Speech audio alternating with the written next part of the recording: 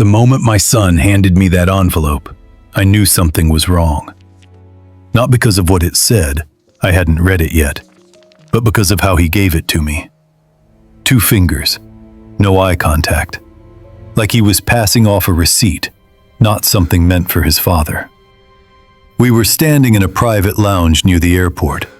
Glass walls, leather chairs, the kind of place where conversations are quiet and expensive. Men in tailored suits moved around us, talking about valuations and timelines, their voices low but confident. This was his world now. I was just visiting it. "Dad," he said, clearing his throat, "I need you to read this." I smiled like an idiot. I thought it might be a thank you letter, or paperwork to finally put my name on something official. I'd waited years without asking. That's what fathers do. We wait. I opened the envelope. The paper inside was thick, crisp. Printing, not handwritten. 1 sentence, centered, clean, merciless. "Dad, I'm not your son." For a second, my eyes didn't move. They stayed on the words, like they were written in a language I almost understood. Around us, the room kept breathing. Someone laughed softly at the bar. A phone buzzed. Life went on, completely unaware that something inside me had just cracked. I looked up at him. He wasn't angry. That was the worst part. His face was calm, professional. The same expression he used in interviews when reporters asked how he'd built everything from nothing. "This is just for legal clarity," he said quietly, before the roadshow. Legal clarity. That's what 30 years of scraped knuckles, double shifts, missed holidays had come down to. A phrase his lawyer probably taught him. I wanted to ask 100 questions. I wanted to say his name the way I used to when he was little and scared of the dark. But my mouth wouldn't open. All I could hear was a dull rushing sound, like blood moving too fast through old veins. I'd driven him to school in a truck that barely started some mornings. I'd sold my tools when his first business failed so he could make payroll 1 more month. I never asked for receipts, never asked for credit. I told myself success was enough. Now, standing in that room, I realized this wasn't just about money or paperwork. This was about erasing me, about cleaning up the story so it looked better on stage, under bright lights, when the bell finally rang. He shifted his weight, uncomfortable now. "You don't have to stay," he added. "Security will walk you out." Walk me out. That was the moment it hit me. Sharp, cold, undeniable. I hadn't just been pushed aside. I'd been unwritten. Like I was a draft version of his life that didn't make the final cut. People think a revenge story starts with anger. They're wrong. It starts with silence, with the realization that the person you sacrificed everything for has decided your existence is inconvenient. I folded the paper carefully and slid it back into the envelope. My hands didn't shake. Not yet. "All right," I said. My voice sounded older than I felt. Or maybe younger. I couldn't tell anymore. I stood there for a second longer, looking at the man he'd become, and wondered how someone could rise so high by standing on the very thing they were trying to erase. Then I turned toward the exit, not knowing this was only the beginning, but knowing, deep down, that nothing between us would ever be clean again. Before I tell you what happened next, you need to understand who I was before I became the man holding that envelope. I wasn't special. I wasn't brilliant. I was just consistent. I grew up believing a simple rule. You take care of your family, and you don't keep score. My father taught me that by example. He worked until his hands shook, came home exhausted, and never once asked to be thanked. I watched him do it, so when it was my turn, I did the same. When my son was born, I was 26 and terrified. I didn't say that out loud, of course. Men didn't talk about fear back then. We just swallowed it and went to work. I took extra shifts, missed Little League games, missed birthdays I still regret.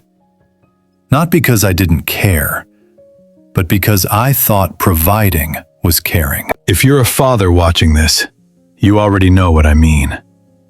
There were nights I came home so tired I fell asleep sitting upright at the kitchen table. My wife would leave a plate of food in the oven, and my son would be asleep by the time I got there. I'd stand in his doorway sometimes, just watching him breathe, telling myself, this is worth it. He'll never have to struggle like I did. That was the deal I made with myself.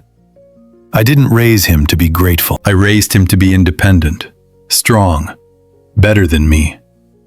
And somewhere along the way, I confused those things. I didn't notice when independence turned into distance. I didn't question it when he stopped asking for advice and only asked for help. Money came later, quietly. At first it was small things, tuition gaps, a failed venture he didn't want to talk about. I didn't ask questions. I never wanted him to feel like he owed me explanations. I thought trust meant silence. Looking back now, that was my mistake.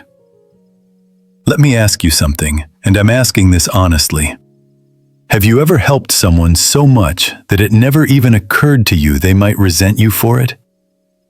I didn't think you could resent a person who never asked for credit. Turns out, you can. By the time his company started gaining attention, I was already used to standing in the background. I told myself that was my place, that the spotlight belonged to him. When people praised his self-made success, I felt a strange mix of pride and confusion, but I brushed it aside. This isn't about you, I'd think. This is his life. What I didn't understand was that in his version of the story, I wasn't just off stage. I wasn't in the story at all. And that's the part that hurts the most. Not that he succeeded without me standing beside him, but that somewhere along the way, my sacrifices stopped being invisible and started being inconvenient. I didn't know it yet. Not really. Standing in that airport lounge, envelope folded in my jacket pocket, I still believed this was a misunderstanding, a legal formality, something temporary. I still believed that blood meant something solid, permanent. I hadn't realized yet that to him, I wasn't a father anymore. I was a liability waiting to be erased. The money didn't come all at once. That's important. People like to imagine one big dramatic moment. A check slid across a table, a handshake, a promise. It wasn't like that. It came in pieces, quietly, the way real sacrifices usually do. The first time my son asked for help, he didn't call it help. He called it a temporary gap. Cash flow issue. Short runway. Just until the next contract closed. He sounded embarrassed, which mattered to me. I didn't want him to feel small. I remembered what that felt like. I told him I'd figure something out. What I figured out was this. I still had equity in the shop. Not much, but enough. A place I'd spent 3 decades in. A place that smelled like oil and metal and sweat. I signed the papers without telling anyone why. I told myself it wasn't a loss, it was a bridge. That first transfer was just under $100,000. He promised to pay it back. I waved him off. Get on your feet first, I said. I meant it. I didn't want interest. I didn't want shares. I wanted my son standing straight again. After that, it got easier to say yes. The second time, the number was bigger. The third time, the explanation shorter.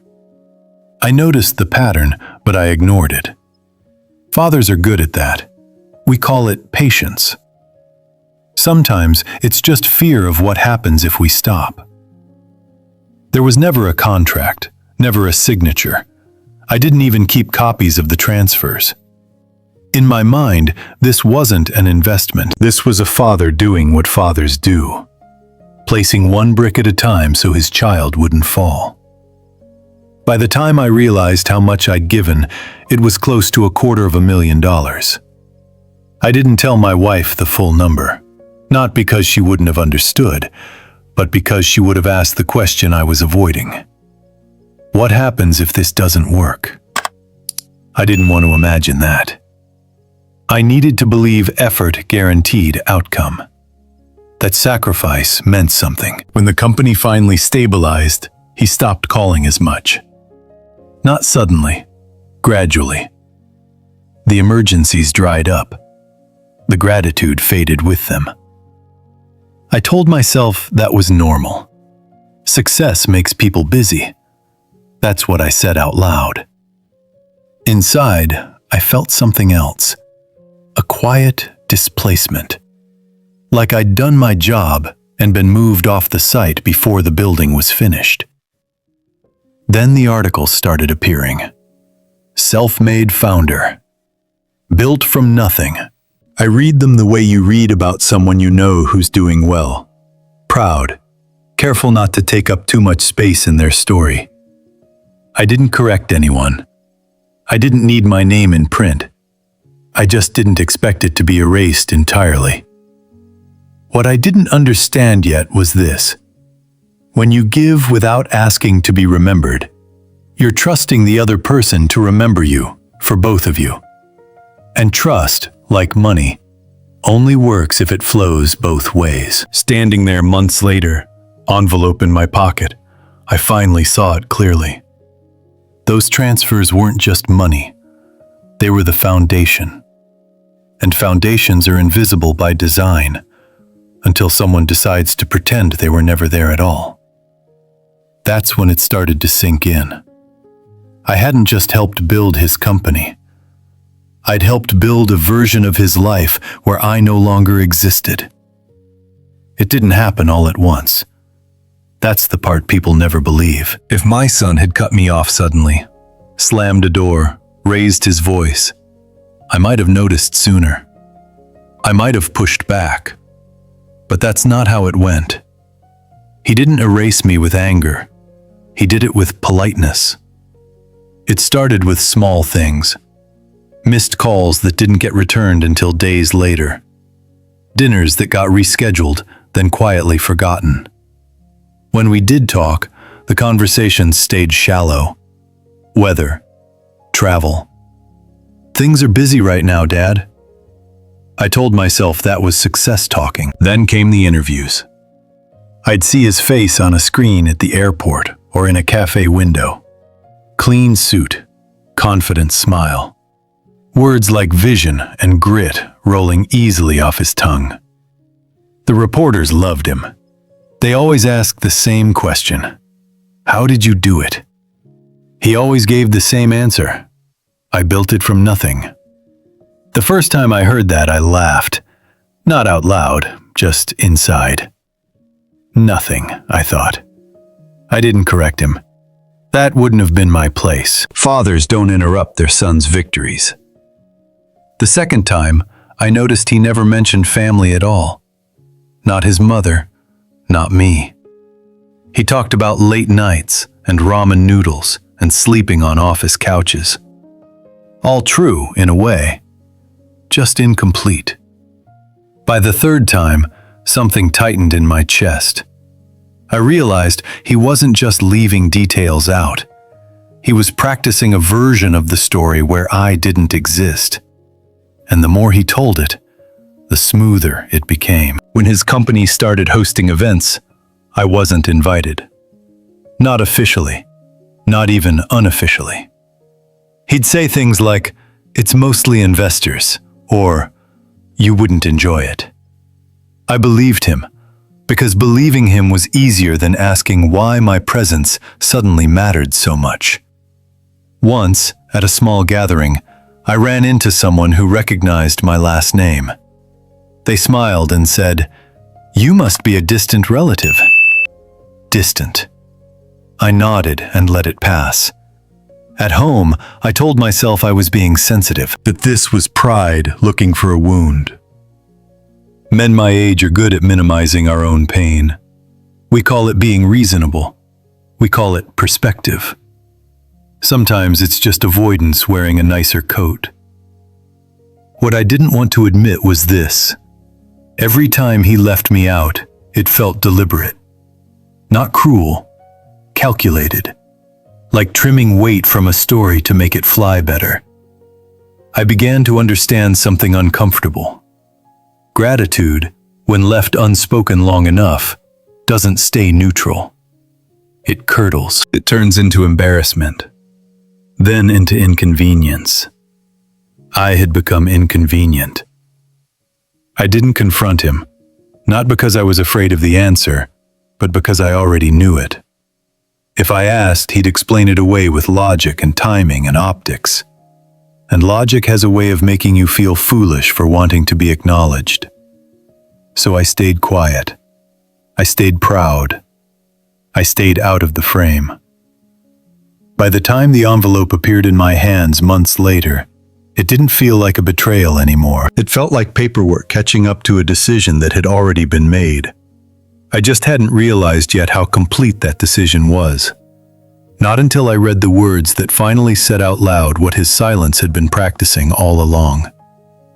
When my son called me that morning, I almost didn't answer. Not because I didn't want to hear his voice, but because I'd learned to brace myself before I did. Calls from him had become rare, and when they came, they usually meant one of two things: logistics or silence wrapped in polite words. "Dad," he said. His tone was lighter than usual. Careful. "I'm flying out tomorrow. Big week coming up. I thought, maybe you could come with me." For a moment I couldn't speak. Come with him? I stood in my kitchen holding the phone, staring at the same spot on the wall where a calendar used to hang when his mother was alive. I felt something stir that I hadn't let myself feel in a long time. Not excitement exactly. Something closer to relief. "You sure?" I asked. "Yeah," he said. "It might be good. For us. For us." Those words landed softly, but they landed deep. I didn't ask what he meant. I didn't want to risk breaking the spell. I told him I'd be ready. That night, I packed slowly. I didn't need much, just a change of clothes, my jacket, a book I'd been meaning to finish for years. I stood there, folding shirts, feeling foolish for how much meaning I was attaching to something so small. But when you've been standing on the edge for a while, even a step backward feels like being pulled in. I told myself not to expect anything, that this wasn't an apology, that it didn't mean my name would suddenly appear in interviews or documents. I just wanted a seat next to him, a shared coffee, a moment where I wasn't invisible. If you've ever been in that position, waiting for someone to acknowledge what you gave without asking for it, you know how dangerous hope can be. But you also know how hard it is to kill. The private lounge was quiet when we arrived. Too clean, too still. He walked ahead of me, phone in hand, nodding to people who seemed to know his name already.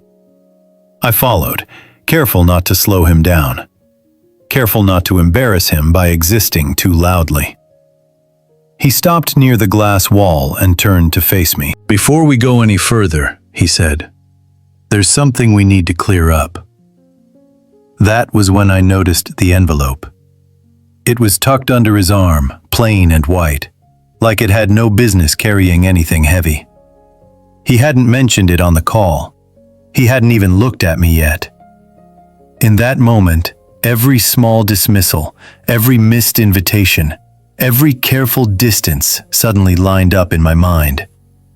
Not as accusations, but as preparation.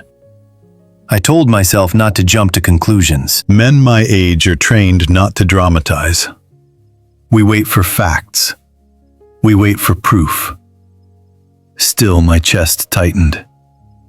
I thought back to all the times I'd shown up when he needed me. No envelope, no conditions, just presence. I wondered how we'd arrived at a moment where something had to be put in writing. He handed it to me without ceremony. No anger, no hesitation, just an envelope.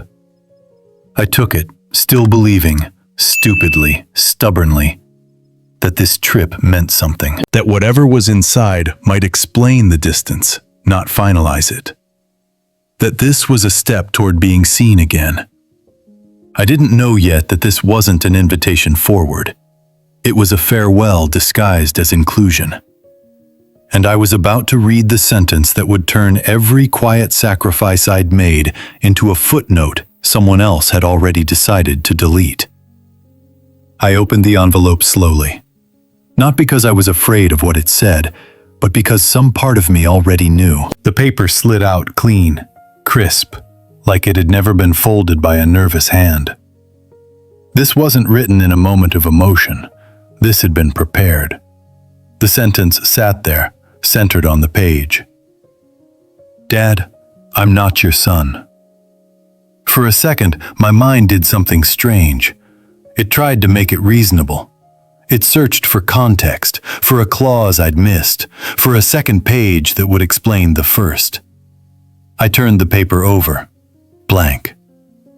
Around us, the lounge kept moving. A man laughed softly near the bar.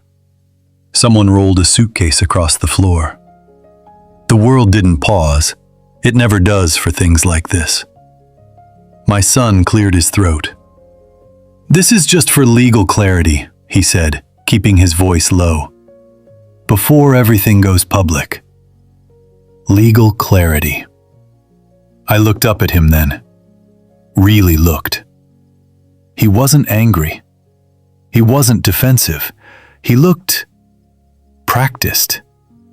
Like someone repeating a line he'd already tested in his head. Maybe with his lawyer. Maybe in the mirror. So, I said carefully, you're saying you're not my son. He shifted his weight. Not in a legal sense. This just makes things cleaner. Cleaner. I let that word sit between us. I thought about the nights I'd slept in my truck when money was tight. The weekends I'd spent at the shop instead of home. The checks I'd written without keeping copies because trust didn't need documentation. None of that was clean. It was messy. Human. A man in a dark suit stepped close. I hadn't noticed him before. He smiled politely, the way professionals do when emotions aren't part of the job. We'll need a signature acknowledging receipt, he said. Acknowledging receipt. I almost laughed. Not because it was funny, but because of how perfect it was. My entire role reduced to a formality. Proof that I'd been informed I no longer existed in the way that mattered. I didn't sign right away. I held the paper in my hands and felt something settle in my chest. Not anger, not even heartbreak. It was something quieter, heavier. The realization that this moment wasn't sudden at all. It was the natural end of a long process I'd ignored. He hadn't stopped being my son that day. He'd stopped needing me a long time ago, and decided that meant he no longer had to acknowledge me at all. I'm doing this to protect what I've built, he said. You understand that? I nodded slowly. Yes, I understood. I understood that gratitude, when it becomes inconvenient, is often rewritten as weakness. I understood that the man standing in front of me believed his success would be less impressive if people knew how many hands had held it up. I signed. The pen felt heavier than it should have. When I handed the paper back, He looked relieved. Not guilty, not conflicted. Relieved. Like a loose end had finally been tied off. Security can walk you out, he said gently, as if kindness could soften what had already been decided. I folded the envelope and slipped it into my jacket. I'll find my own way, I said. As I turned toward the exit, something became painfully clear. This wasn't about money, or shares, or optics. This was about erasing a debt he didn't want to feel anymore. And as I walked away, I realized something else, something I hadn't let myself consider until that moment. Being disowned hurts. But being disowned after you've given everything, that changes the way you see sacrifice forever. Let me ask you something before we go on. If you've ever helped someone without asking to be remembered, and one day realized they'd decided to forget you, what would you have done differently? Think about that.